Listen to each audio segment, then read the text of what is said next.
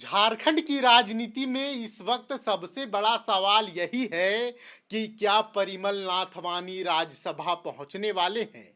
एक तरफ जेएमएम के बैजनाथ राम हैं, दूसरी तरफ कांग्रेस के प्रणव झा।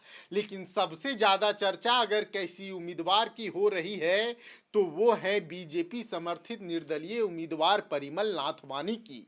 दिलचस्प बात यह है कि बीजेपी ने अपना उम्मीदवार नहीं उतारा बल्कि नाथवानी को समर्थन दिया। अब पूरा खेल वोटों की गणित, गठबंधन की एकजुटता और संभावित क्रॉस वोटिंग पर टिका हुआ है। नमस्कार, प्रणाम, जोहार। मैं हूं समीर और आप देख रहे हैं बवाल न्यूज।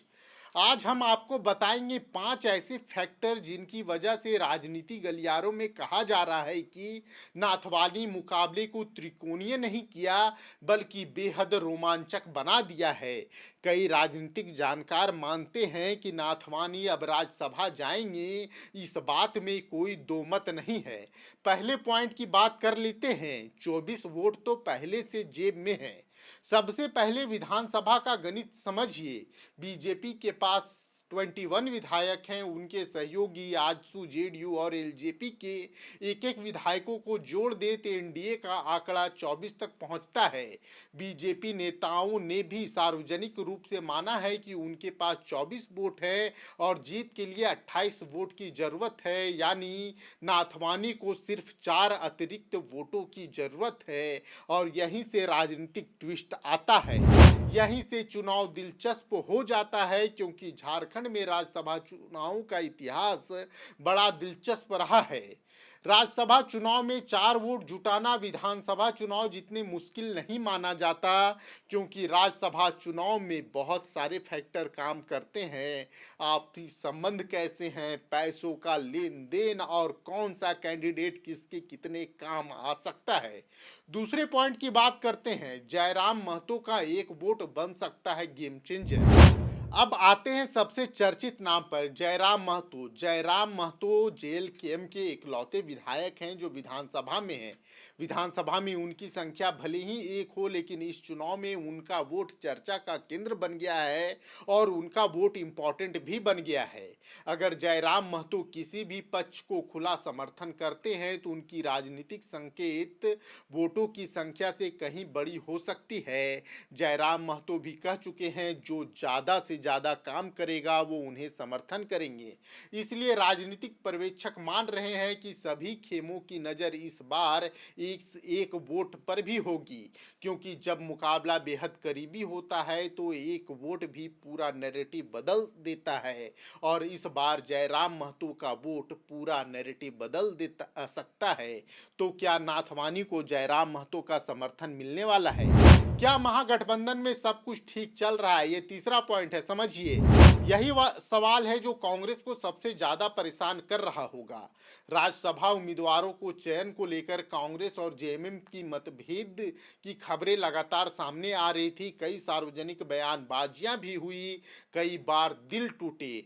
नामांकन के दौरान भी कांग्रेस ने जिस तरह का आक्रामक रुख अपनाया, उसमें सहयोगी दल पूरी तरीके से साथ खड़े नजर नहीं आए। राजनीतिक विश्लेषकों का मानना है कि इससे गठबंधन के अंदर असहजता सामने आई है। यही वजह है कि कांग्रेस के लिए सिर्फ विपक्ष से लड़ना नहीं बल्कि अपने पूरे गठबंधन को एकजुट रखना भी बड़ी चुनौती होगी। अब चौथे पॉइंट की बात कर लेते हैं और यह पॉइंट इंपॉर्टेंट भी है। नाथवानी का पुराना रिकॉर्ड झारखंड में लगातार चर्चा में है। राजनीति में इतिहास मायने रखता है और 2008 में परिमल नाथवानी ने झारखंड से निर्दलीय उम्मीदवार के तौर पर जीत दर्ज कर सबको चौंका दिया था। परिमल नाथवानी राजनीति के नए खिलाड़ी नहीं हैं। उस वक्त भी राजनीति समीकरण आखिरी समय तक पलटते रहे थे। परिमल नाथवानी जीतेंगे नहीं जीतेंगे, इस बात पर चर्चा थी, लेकिन परिमल नाथवानी जीते। आज फिर वही नाम, वही राज्य और लगभग वैसी ही राजनीतिक चर्चा देखने को मिल रही है। नाथवानी की खासियत यह मानी जाती है कि उनके अलग अलग दलों के नेताओं के साथ व्यक्तिगत संबंध रहे हैं।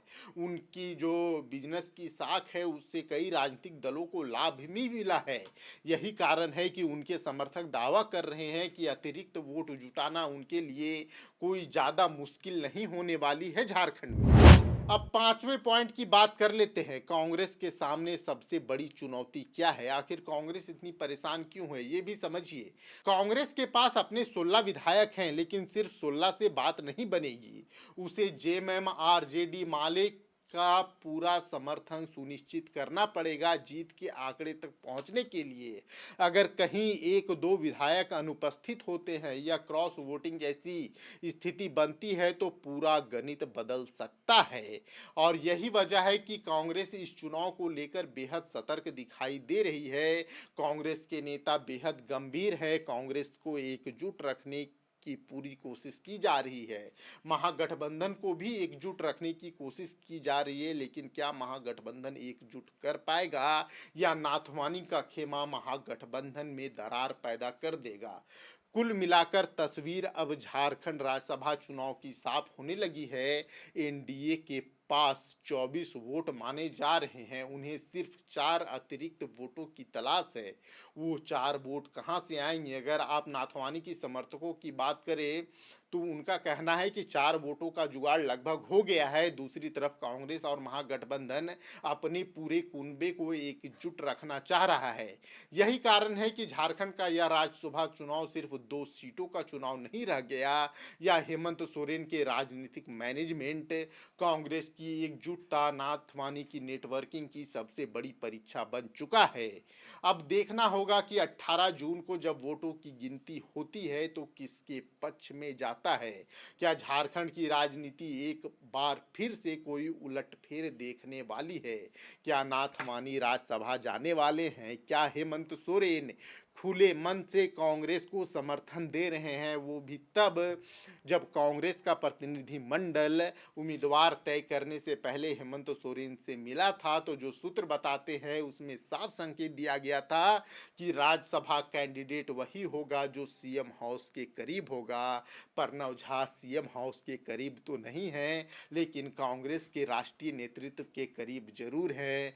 वो सोनिया गांधी, राहुल गांधी और खड़गे जी के करीब जरूर बताए जाते हैं। तो क्या ऐसे में हेमंत का मन प्रणव के लिए धड़केगा? क्या प्रणव झा को हेमंत का दिल से समर्थन मिलेगा?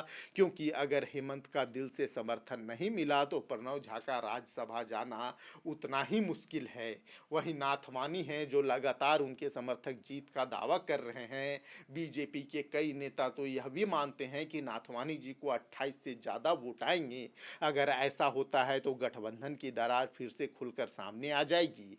आप राज्यसभा चुनाव के बारे में क्या सोचते हैं, यह हमें कमेंट बॉक्स में जरूर बताइएगा। तब तक के लिए जोहार, जय झारखंड।